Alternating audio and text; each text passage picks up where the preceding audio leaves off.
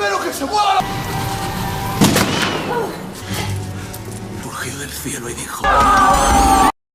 Welcome back rockers. दोस्तों, आज की मूवी में एक ऐसा बार है जहां से बाहर निकलते ही हर किसी को शूट कर दिया जाता है और फिर लोग उस बार से कैसे बचते हैं, आइए देखिए ये मूवी आपके लिए। चलिए शुरू करते हैं।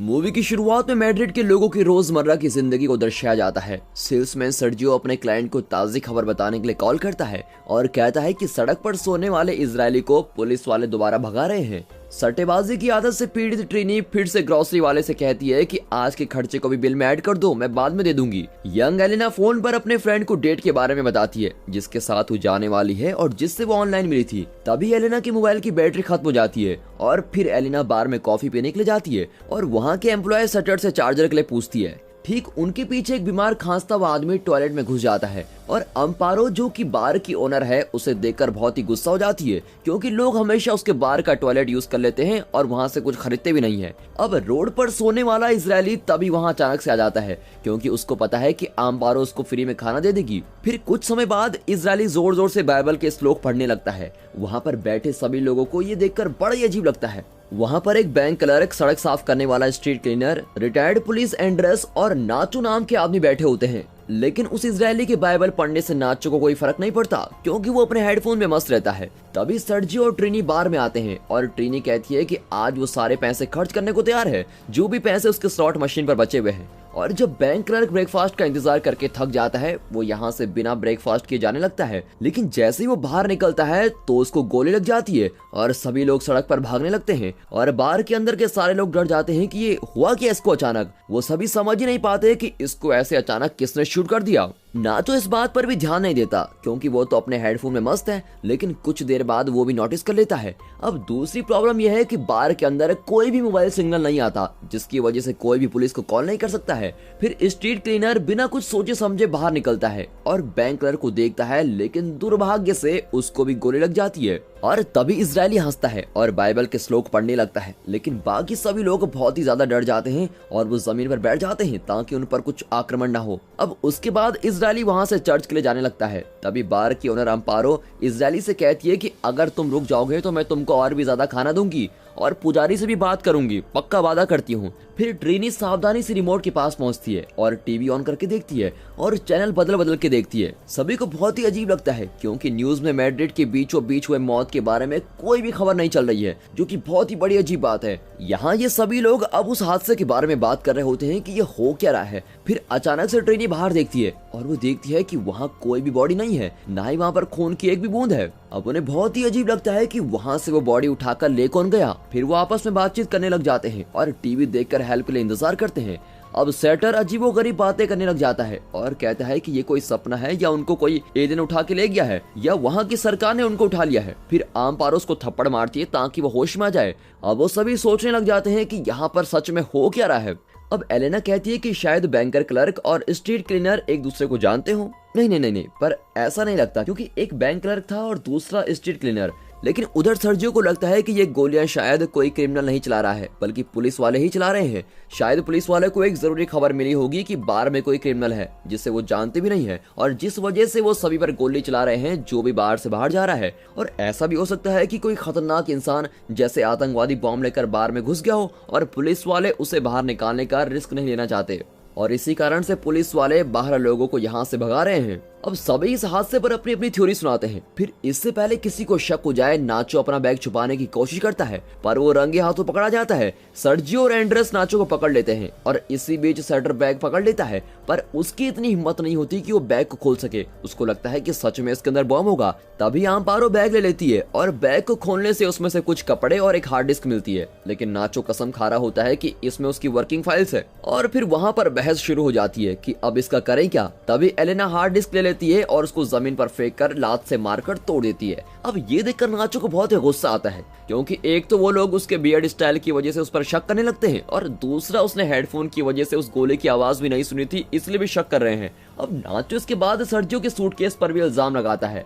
अम्पारो सूटकेस ले लेती है और सर्जियो भी सूटकेस लेने की कोशिश करता है अब अपनी मालकिन अम्पारो को बचाने के लिए तभी सर्जियो उसके ऊपर हमला कर देता है। अब एंड्रिस गन निकाल लेता है और उसको रोकने की कोशिश करता है। इसी बीच इजरायली आता है और सूटकेस को छीनकर सभी को बिल्कुल हैरान कर देता है। फिर इजरायली अपने मस्त अंदाज में बाइबल के श्लोक पढ़ने के साथ उस सूटकेस को ओपन करता है और देखता है कि उसमें कुछ लेडीज गारमेंट निकल रहे हैं जो सर्जियो बेच रहा होता है और यहाँ पर बेचारी की बेइज्जती हो जाती है। उसी समय एक अजीब सी आवाज बाथरूम से आती है और वो सभी तो भूल ही गए थे कि बाथरूम में भी एक बीमार आदमी है। बाथरूम का दरवाजा बंद है। एंड्रिस गोली चलाकर तोड़ देता है। अब अंदर जाकर देखते हैं तो वो टॉयलेट सीट पर मुंह रखकर बैठा होता है। उसके कान से खून निकल रहा है और उसके साथ बगल में एक अजीब सा इंजेक्शन भी रखा हुआ है।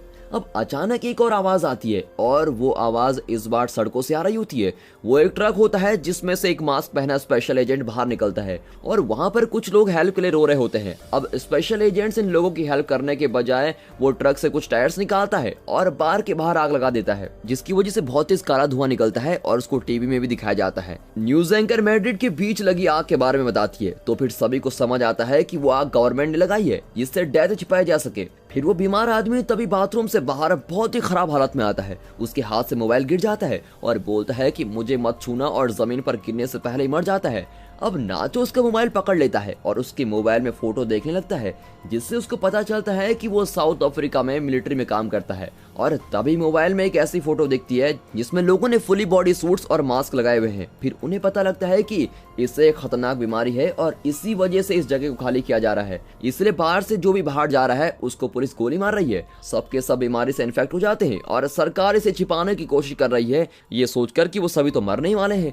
अब सभी शांत हो जाते हैं और अपने आप को काम में बिजी कर लेते हैं और इंतजार करते हैं। अब इजरायली बीमार आदमी की डेड बॉडी को फ्यूनरल प्रेयर के लिए तैयार करता है और नाचो और एलेना के पास उस आदमी का मोबाइल है जिसमें सिर्फ 10% बैटरी बची हुई है। वो सिग्नल ढूंढने की कोशिश करते हैं। अब नाचो किसी तरह से बाहर की सबसे ऊंची जगह पर चढ़ जाता है और उसको एक सिग्नल मिल ही जाता है। अब वो एक वर्कर को कॉल करके समझाता है कि टीवी में जो भी बोल रहे हैं वो सब कुछ झूठ है। तभी सेट्रो को लगता है कि ये तो समझा ही नहीं पा रहा है और उससे मोबाइल छीन लेता है और हेल्प के लिए चिल्लाता है, जिससे कि उस वर्कर को लगता है कि ये तो मेरे साथ प्रैंक कर रहे हैं और वो फोन को काट देता है। अब नाचो को नहीं लगता कि मोबाइल में इतनी बैटरी है कि दोबारा कॉल कर सके, तभी दोनों में लड़ाई हो जाती है और टेबल ही टूट जाता है और सभी सोचने पर मजबूर हैं कि अब करें क्या। अब ये देखकर ट्रिनी जैकपॉट स्लॉट मशीन का यूज करती है तो वो जीत भी जाती है और उसमें से कॉइंस बाहर आने लगते हैं। अब इजरायली उन कॉइंस को उठाने लगता है। फिर एंड्रिस मोबाइल यूज करना चाहता है पर अम्पारो उसे मोबाइल यूज करने से मना कर देती है क्योंकि वो मोबाइल उस बीमार आदमी का है और हो सकता है कि उसमें कोई ट्रैप भी हो।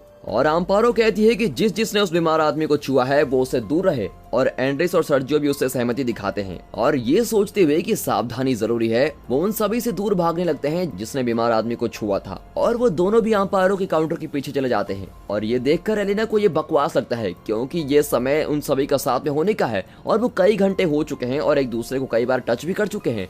एंड्रिस अपनी गन दिखाकर सबको डराता है और उनको स्टोर रूम में जाने को कहता है और साथ ही डेड बॉडी को साथ ले जाने को भी कहता है, लेकिन नाचो नहीं जाना चाहता। पर जब एंड्रिस स्लॉट मशीन पर गोली चलाकर उसको बताता है कि वो कितना सीरियस है तो नाचो बिल्कुल डर जाता है और जाने लगता है। इजरायली अपनी मस्ती में ही रहता है और बाइबल पढ़ रहा होता है। अब अम्पारो इजरायली को 2 बोतल अल्कोहल देकर उसे गंदे स्टोर में भेज देती है। अब सभी बात करके टाइम पास करने की सोचते हैं। तभी ट्रिनी डरने लगती है क्योंकि उसको कोलेस्ट्रोफोबिक की बीमारी है और वो सीढ़ियां चढ़ती है और ऊपर का दरवाजा खटखटाती है पर वहां कोई खोलने वाला तो है नहीं और वो एक बोतल के बॉक्स से टकरा जाती है और वो बॉक्स भी टूट जाता है। फिर नाचो ध्यान से देखता है कि वहां कोई पानी या नमी नहीं है, इसका मतलब आसपास कहीं पानी निकलने का रास्ता जरूर होगा और वो ढूंढने लग जाता है। अब कुछ चीजें हटाने के बाद उसको गटर दिखता है और वो गटर का ढक्कन हटा देता है। अब उनको पता चलता है कि ये गटर बहुत ज्यादा गहरा नहीं है और फिर इजरायली अपनी मर्जी से नीचे जाने के लिए बिल्कुल तैयार हो जाता है। वो अपने कपड़े उतारता है और कॉइन से भरा हुआ बैग पीछे रखता है और अपने सारे शरीर पर ऑयल लगा लेता है। फिर वो नीचे जाने की कोशिश करता है पर इससे कोई फर्क ही नहीं पड़ता क्योंकि उस गटर में जाने का रास्ता बहुत ही बारीक है और इजरायली की बॉडी उसी में अटक जाती है। तभी सीढ़ियों के ऊपर से एक आवाज आती है और पता चलता है कि कुछ लोग अंदर आए और उन्होंने अम्पारो, एंड्रिस और सर्जियो पर गोली चला दी है। फिर वो देखते हैं कि वहाँ का टेम्परेचर भी बढ़ने लगता है और दरवाजे से धुआं आ रहा है। अब अंदर आग लग जाती है जो कि स्पेशल एजेंट्स बार को डिसइंफेक्ट करने के लिए लगाते हैं और अगर आग इस तरह लगी रही तो जल्दी उनका दम भी घुटने लगेगा। फिर एलेना, सेट्रो और नाचो एक साथ जोर लगाकर इजरायली को धक्का देते हैं और इजरायली को बाहर निकालने की कोशिश करते हैं। अब ट्रिनी को दोबारा से बेचैनी शुरू होती है और वो दरवाजा खोलने लग जाती है। उसी दौरान उसका हाथ जल जाता है और वो अपने हाथों पर ऑयल लगाकर टॉयलेट पेपर से कवर करती है और सभी मामला शांत होने का इंतजार करने लग जाते हैं। फिर जब कोई आवाज नहीं आती तो नाचो सीढ़ियों से बाहर देखता है कि बार अब बुरी तरह से जल चुका है और वहाँ कोई भी बॉडी नहीं है। पुलिस वालों ने दरवाजे को टेप की हेल्प से बंद कर दिया है, जिसकी वजह से वो बाहर से अंदर नहीं देख सकते। अब सभी बाहर निकलने का फैसला करते हैं। इसी दौरान नाचो को एंड्रेस की गन मिलती है, जो कि बहुत ही गर्म होती है, लेकिन वो फिर भी अपने पैंट्स के अंदर उसको घुसा देता है और उसकी थोड़ी बहुत स्क्रीन में जल जाती है। ट्रिनी वहां से बाहर जाने के लिए हेल्प मांगती है, पर नाचो उसे याद दिलाता है कि अगर उन्हें पता लग गया कि कोई अंदर है तो वो हम सबको मार देंगे। अभी तक कोई भी उनमें से बीमार नहीं हुआ। नाचो कहता है कि ये सिर्फ बात कुछ दिन छुपने की है, जब तक मामला ठंडा ना हो जाए। जैसा कि हमारे पास खाने और पीने के लिए बहुत कुछ है, तो हम कई दिन यहाँ पे रुक सकते हैं। तभी अचानक एक आवाज आती है, जो कि उस बीमार आदमी के मोबाइल से आती है। उसके मोबाइल में काफी सारे मैसेजेस आते हैं। एलिना उसका मोबाइल देखती है, जिसमें उसका फ्रेंड पूछ रहा होता है कि सब ठीक तो है ना। मोबाइल में मैसेज देखकर ऐसा लगता है कि उसे काफी दिन से बुखार था और उसे ये सब भी पता था कि कोई इसको फॉलो कर रहा है। वो बार में इसलिए घुसा था ताकि वो बाथरूम में जा सके और वो एक्सपेरिमेंटल सीरम इंजेक्शन को अपने पे लगा सके, जो कि वो कहीं से चुरा के लाया था। लगता है वो सीरम उस बीमार आदमी पर काम नहीं किया और अभी तक किसी को भी सिम्टम्स नहीं आए होते हैं, इसलिए वो सोचते हैं कि ये सीरम हमारे लिए काम कर सकता है। लेकिन तभी उस फोन में कॉल बजता है, जो कि उसके फ्रेंड का होता है, और तभी नाचो को लगता है कि उन्हें फोन नहीं उठाना चाहिए, ये एक जाल भी हो सकता है। उन्हें सोचने में काफी टाइम लग जाता है। तब तक मोबाइल की बैटरी खत्म हो जाती है। अब सेटर अपना चार्जर ढूंढने की कोशिश करता है। तभी एलेना को याद आता है कि मैसेज में लिखा हुआ था कि 4 डोजेस बची हुई हैं। अब सभी उस बीमार आदमी की बॉडी को चेक करने लग जाते हैं, लेकिन उन्हें कुछ भी नहीं मिलता और फिर वो बाथरूम की तरफ भागते हैं। लेकिन वहाँ इजरायली सबसे पहले पहुंच जाता है और उसे वो बॉक्स और 4 सिरिंजेस मिल जाती है और इजरायली गाना गाने लग जाता है। और अब उसे लगता है कि ग्रुप में सबसे ज्यादा पावरफुल वही है। वो सभी बात कर रहे होते हैं कि यहाँ पर सिर्फ 4 डोजेस हैं और हम लोग तो 5 हैं। इसी बीच इजरायली एक इंजेक्शन को खुद लगा लेता है, क्योंकि उसे लगता है कि वो लोग उसको इंजेक्शन नहीं देंगे। अब नाचो इजरायली को गन दिखाता है, पर वो गोली नहीं चलाता, क्योंकि एलेना कहती है कि अगर गोली चला दी तो बाहर पुलिस वाले सुन लेंगे। फिर नाचो इजरायली के ऊपर कूद पड़ता है और इजरायली अपने आप को संभालता है और नाचो से गन छीन लेता है। सेटर सिरिंजेस को लेने की कोशिश करता है और इजरायली को मारता है और बॉक्स स्टोर रूम में गिरा देता है। अब ट्रिनी सीढ़ियों से नीचे उतरती है ताकि वो सिरिंजेस को उठा सके, पर बैंडेज की वजह से वो फिसल कर नीचे गिर जाता है और सीधे गटर में गिर जाते हैं। और अब सिरिंजेस को वापस लाने का काम कोई पतला ही कर सकता है। जो सबसे पतला है उसे नीचे जाना होगा, यानी एलेना ही एकमात्र सहारा है और एलेना को ही जाना पड़ेगा। अब एलेना अपने कपड़े उतारती है और अपनी बॉडी पर ऑयल लगाकर नीचे जाने की कोशिश करती है और इसी बीच उसकी थाई से खून निकलने लगता है, लेकिन सभी उसको धकेल रहे होते हैं और वो गिर भी जाती है उस गटर में। फिर वहां नीचे उसे सिरिंजेस ढूंढने में ज्यादा टाइम नहीं लगता। अब नाचो रस्सी नीचे फेंकता है और एलेना को सिरिंजेस को रस्सी में बांधने के लिए कहता है, लेकिन वो मना कर देती है, क्योंकि उसको लगता है कि अगर वो सिरिंजेस ऊपर भेज देगी तो वो तीनों लगा लेंगे और उसको छोड़ देंगे। और एलेना उन सबके जैसा नहीं बनना चाहती और ना ही वो खुद उन सिरिंजेस को यूज करती है। फिर वो सभी भी नीचे आने का डिसाइड करते हैं। अब एलेना वहां नाले में इधर उधर देखती है कि क्या पता उसको कुछ मिल जाए। वहां ऊपर वो तीनों उस होल को चौड़ा कर रहे होते हैं ताकि वो इजिली नीचे जा सकें। अब कुछ देर बाद एलेना को स्टॉर्म ड्रेनेज मिलता है, जहां वो सिरिंजेस को एक दीवार के पीछे छुपा देती है और तभी दिखाते हैं कि सड़कों पर स्पेशल एजेंट्स और पुलिस अभी भी घूम रही है और उन डेड बॉडीज का ध्यान रख रही है जो बाहर से निकाली गई थी। उसके बाद एलेना स्टोर रूम के होल के पास जाती है तो देखती है कि वो लोग नीचे आ गए हैं और वो ट्रिनी की हेल्प कर रहे होते हैं और उसके गिरते ही सारे गंदे पानी में गिर जाते हैं। सेड्रो और ट्रिनी सही सलामत बाहर आ जाते हैं, पर नाचो कोशिश करता है कि वो इजरायली से गल नहीं सके और पानी के अंदर कुछ गोलियां चलती है। फिर नाचो वहां से बाहर आ जाता है और कहता है कि इजरायली ने गोली चलाई और वो न जाने पानी में कहां गायब हो गया। लेकिन नाचो ने गन ले ली होती है, पर सबको यही लगता है कि नाचो ने इजरायली को मार दिया है। अब इस बार वो ज्यादा गुस्से में आ जाता है। ये सब देखकर सभी परेशान हो जाते हैं और फिर एलेना नाचो से रिक्वेस्ट करती है कि अगर तुम्हें सिरिंजेस लेना है तो तुम्हें गन को नीचे फेंकना होगा, लेकिन ऐसा करने के बजाय वो सेटर को मारने की धमकी देता है। और अब एलेना के पास और कोई रास्ता नहीं होता और उसे दीवार के पास ले जाना ही पड़ता है। इसी बीच ट्रिनी इजरायली के बैग से कॉइन निकालकर नीचे गिराने लगती ताकि उनको रास्ता पता रहे। और जब वो अंधेरे टनल के पास पहुंचते हैं, ट्रिनी रोने लगती है और कहती है सेटर उसको पानी में धक्का दे रहा है, जबकि असल में ट्रिनी उसका सर पानी में डुबा रही होती है। और नाचो गोली चलाता है ताकि गोली की रोशनी में कुछ देख सके और नाचो देखता है कि ट्रिनी सेटर को पानी में धकेल रही है। फिर नाचो पानी में कूद जाता है और सेटर को बचा लेता है और फिर वो लोग रोशनी में आगे बढ़ते हैं। फिर नाचो ट्रिनी को गन पॉइंट पर आगे लेकर जाता है, पर नाचो उसको मारता नहीं। फिर ट्रिनी गन को ले लेती है और कोने में चली जाती है और खुद को मारना चाहती है। इसी दौरान उन्हें वो 3 सिरिंजेस मिल जाती हैं और वो उनको आपस में बांट देते हैं। अब इसके बाद उन्हें कॉइन टॉस करने की आवाज आती है और वो देखते हैं कि ट्रिनी की बॉडी पर उसकी आईज कॉइन से भरी हुई है लेकिन ये एक जाल होता है और सभी ये देख रहे होते हैं। इतने में इजरायली पीछे से आता है और सेड्रो को मार देता है। फिर उसके बाद इजरायली नाचो और एलेना के पीछे भागता है, जो कि टनल के रास्ते भाग रहे होते हैं। रास्ते में उन्हें सीढ़ियां देखती हैं और वो उस पर चढ़ने लगते हैं। इसी बीच एलेना की सिरिंज फिसल कर नीचे गिर जाती है और फिर इजरायली नाचो को पकड़ लेता है और नाचो ये देखते हुए अपनी सिरिंज एलेना को दे देता है और इजरायली और नाचो बेचारे दोनों नीचे गिर जाते हैं।